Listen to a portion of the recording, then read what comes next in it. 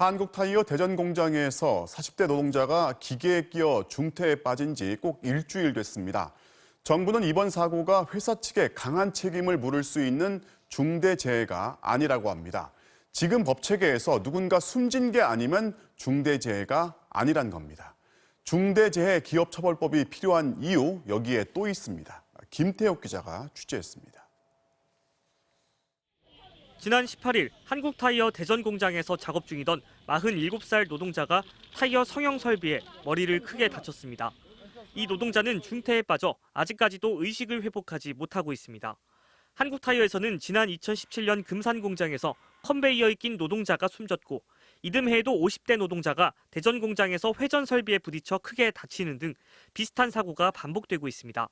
하지만 노동부는 이번 사고를 중대재해로 규정할 수 없다고 밝혔습니다. 산업안전보건법 시행규칙에는 1명 이상이 숨지거나 3개월 이상 요양이 필요한 부상자가 동시에 2명, 그리고 부상자나 직업성 질병자가 동시에 10명 이상 발생할 경우 중대재해로 규정하도록 돼 있습니다. 즉 피해자가 1명인 이번 사고는 노동자가 숨지지 않았기 때문에 중대재해로 볼 수 없다는 논리인 겁니다. 산업안전보건법에 정해져 있는 중대재해는 사망 1명으로 돼 있어서 현재 의학적으로 사망은 아닌 거잖아요. 노조는 현행 법 규정이 중대재해 인정 범위를 너무나 협소하게 인정하고 있다며 참담하다는 입장을 밝혔습니다. 꼭 사망을 했을 때만이 이게 중대재해로 규정하는 이런 부분이 상당히 좀 저희 노동자들로 봐서는 참 범위가 너무 축소돼 있고요. 중대재해 발생 시 사업주는 7년 이하의 징역 또는 1억 원 이하의 벌금에 처해집니다. 또 해당 사업장에는 작업 중지 명령과 개선 계획을 세우라는 처분이 내려집니다.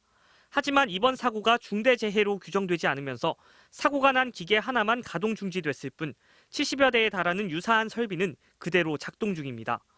현재 더불어민주당과 정의당이 발의한 중대재해기업 처벌 법안들은 중증 요양자, 즉 피해자 수를 1명으로 줄이는 등 현행 산안법보다는 중대재해의 인정 범위를 폭넓게 규정하고 있습니다.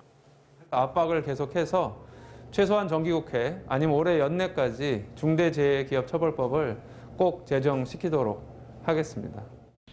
고용노동부가 중대재해 발생 사업장에서 해마다 진행하는 정기 근로감독 대상은 전체 사업장의 1%에도 미치지 못하고 있습니다. MBC 뉴스 김태욱입니다.